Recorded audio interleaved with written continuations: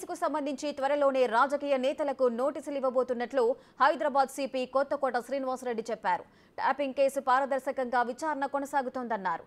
కేసుకు సంబంధించి సమయం వచ్చినప్పుడు అన్ని వివరాలు చెబుతామన్నారు సిపి.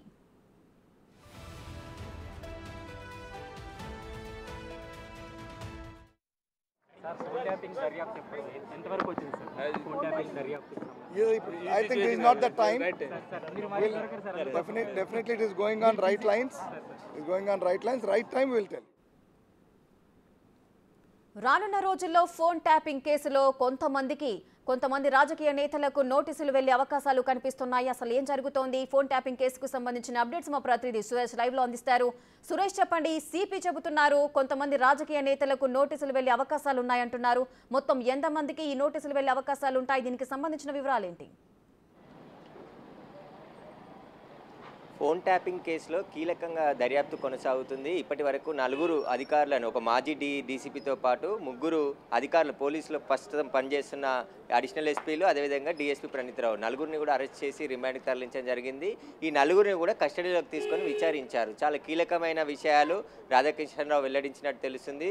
కొద్దిసేపటి క్రితమే హైదరాబాద్ సిపి కొత్తకోట శ్రీనివాసరెడ్డి ఓల్డ్ సిటీలో మాట్లాడుతూ మీడియాతో కేసు కొనసాగుతుంది, సరైన సమయంలో అన్ని వివరాలు కూడా మీడియా ముందు వెల్లడిస్తామని చెప్తున్నారు.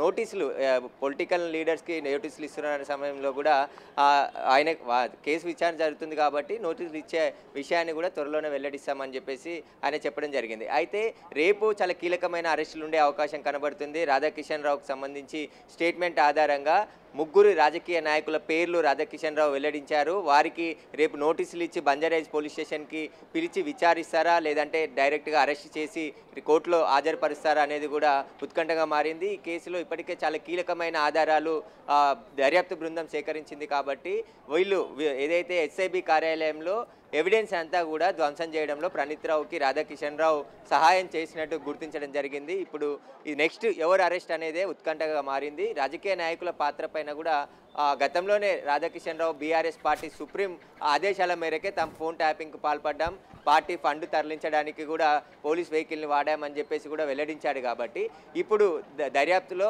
నెక్స్ట్ ఎవరు ఆ రాజకీయ నాయకులు, ముగ్గురు పేర్లు కీలకంగా వినబడుతున్నాయి. బీఆర్ఎస్ సుప్రీం అని చెప్పింది కాబట్టి ఆ సుప్రీంతో పాటు మాజీ మంత్రులు ఎవరు ఉన్నారనే దానిపైన కూడా ఉత్కంఠ కొనసాగుతుంది. ఇప్పుడు రేపు లేదా ఎల్లుండి ఖచ్చితంగా నోటీసులు ఇచ్చి విచారణకి పిలిచే అవకాశం కూడా కనబడుతుంది. ముఖ్యంగా ఒక ఎమ్మెల్సీ పాత్ర కూడా ఈ కేసులో చాలా కీలకంగా కనబడుతుంది.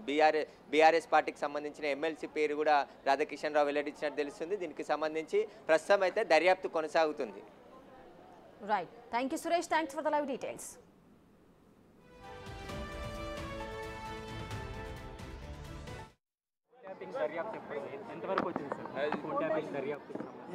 I think this is not the time. Definitely it is going on right lines. It's going on right lines. Right time we will tell you.